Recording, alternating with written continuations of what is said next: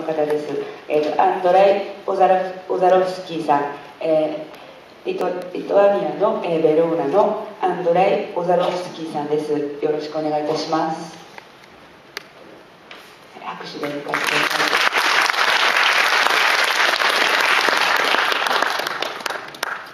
Thank you.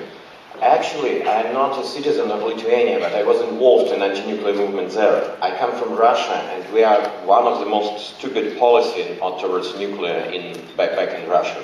We didn't notice Fukushima, and those guys who have power in my country keep building nuclear reactors, but I hope it will not be like that. But I want to share with you a positive experience of fight of Lithuania. That is a small country in the Baltic Sea in Europe. You see, that's over there. And in a time when it was part of Soviet Union, nuclear reactors were built there. 2 reactors of exactly Chernobyl type, graphite reactors, which have the same security features as Chernobyl, and even enhanced. They have capacity of 1.5 gigawatts of electrical power, and a nuclear power plant called Ignalina. Then Lithuania split it from Soviet Union, get independence, and joins the European Union in year 2004. And the European Union security standards, of course, do not allow to have such a dangerous reactors at the territory, so it was a condition of European Union to shut down these reactors, which have been done successfully, and since 2009 there is no reactors but still waste. That's the picture of storage of spent nuclear fuel. So that's waste with plutonium and uranium, so it should be there for at least 200 million years, 200 million years as a plutonium decay. Half-life time is quite long, but let's go forward. Then the proposal came from those nuclear lobby which existed in the country. They wanted to build next to the old 2 reactors, which was closed, 2 new. Then they came with the idea to have 1, because the site was already done. There is electricity grid, and there is, as you see, the channels for water to cool it down. It was in a pretty nice lake in the center of the country. It was not on the sea as you have it here. The decision was taken, but no one wants to invest that. And the Lithuanian government keeps asking investors inside the country and international, please come and build nuclear power plant in our territory, and it didn't happen. Then, very strange thing happens. After Fukushima, investor shows up, and it was a Japanese investor. The Hitachi Corporation, of course, have no chance to sell any more reactors. The same type, the boiling water, advanced boiling water reactor, as we know, is extremely dangerous. So they jump in Lithuania, because Lithuania was ready to build up, and say, we will build it. It is safe now, and we will build it and even invest 20% of money to support Lithuanian decision. And Prime Minister of Lithuania, Mr. Kubelis, he's not working anymore as a Prime Minister, but at that time he was very supportive for the nuclear. He linked himself and his career with the nuclear energy. Yes, and this there was a big promotion campaign. Really, they start brainwashing in the media, saying that, well, Japanese reactors are good enough. I mean, they're the best in the world. And even the chief of nuclear lobby, apparently from Japan, came himself in person to Vilnius to campaign. And we did a small rally, that's myself with a flag and a different t-shirt. But there was a rally in Vilnius. And in fact, it's a bit round picture. We were standing right at the exit. He had to go to his car, and when he started moving, there was a banner. He did like that. He did not notice. But anyway, there were big protests. There was a big campaign, and I cannot say that the campaign starts, campaign continues, because Lithuanian anti-nuclear movement was very strong when we fighted to close Ignalina, the old ones. The problems of new nuclear project, of course, the main problems was financial. Lithuania is a small nation; it cannot afford of even paying credit rates after reactor, if it will be built. And there is a really strong financial critic of the project came from chief of National Bank of Lithuania. So he made all the calculations and showed how hard for economy is to have this 5 years construction and 20 years of paying the credits and debts.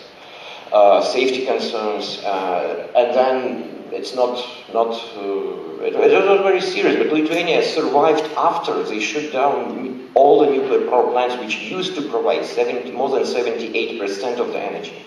For several years they were able to provide themselves. There were no blackouts, there were no energy shutdowns. So they did that, and it was for nuclear lobby, it was hard to convince people to vote to support nuclear. And there is a good alternative. They start doing renewables.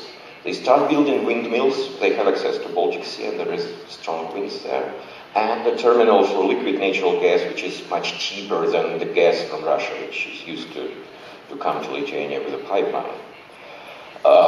So there was a big campaign and many nice actions. That's a traditional rally at Chernobyl Day. At the main street of Vilnius, Visaginas prospect, and we have a bit different type of demonstrations. I was happy to take part yesterday in the rally here in Tokyo, and that is one in Vilnius, saying future without nuclear, without atoms.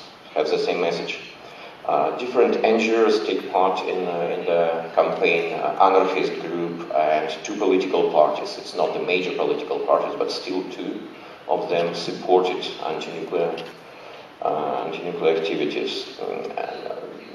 The location of power plant is on the lake. You see, this is the old one, and they want to build a new one right next to us. So there was a kind of support action from Belarusian side.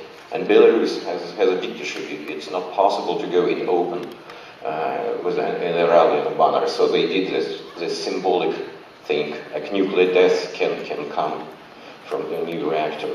And I can share with you, it's not quite readable now, but it says, do you need another Fukushima, Lithuania?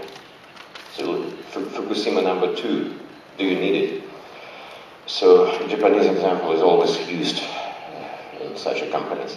And it is important to say that, in fact, there were several other projects. There were 2 Russian reactors under construction in Kaliningrad and in Belarus itself. And this is the Lithuanian side. So the campaign was against all 3. We had a problem because I'm trained as a nuclear engineer in Russia. I can criticize Russian reactors. And it was hard for me to go deeper into what kind of Hitachi reactor is that.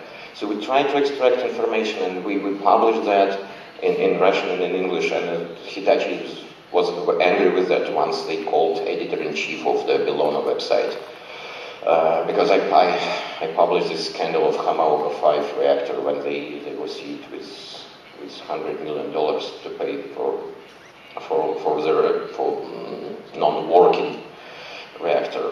So we need support from Japan, and it was really good luck that we find partners as Green Action, and we really want this time to do something together.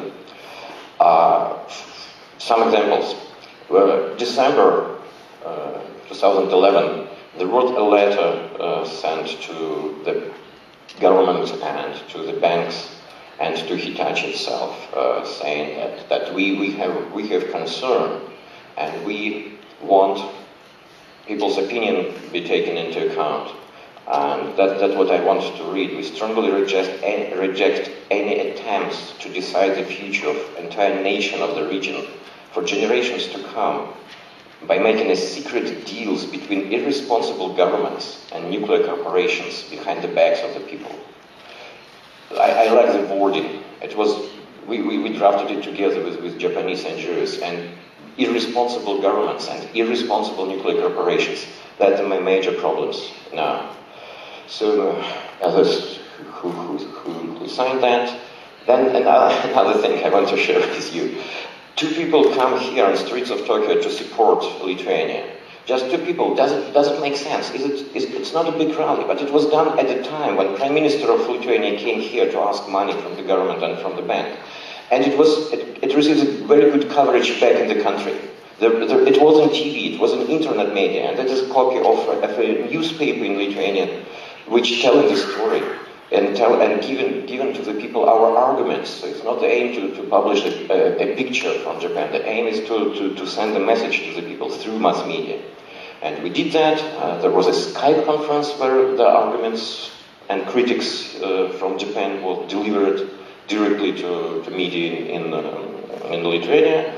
And at the end, the national referendum took place. It was October this year, and 62%, more than 62% of turnout voted against nuclear power. That is good. That is absolutely good, but the problem is still there, because Hitachi did not withdraw from the project. So we really need... Can I have next slide?